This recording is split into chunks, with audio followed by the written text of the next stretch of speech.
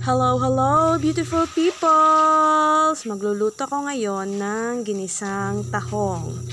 Tahong in English ay mussels.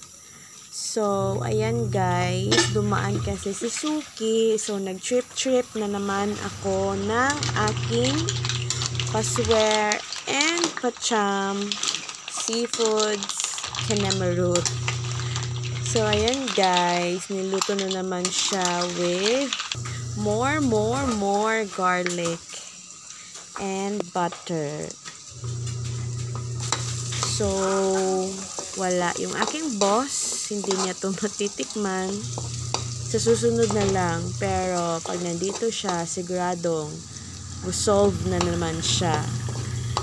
So, itong ingredients na ito lamang ay super simple.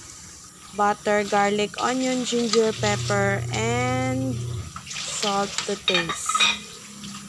Yan guys! Thank you for watching. Enjoy the rest of the day. And love, love, love! God bless everyone!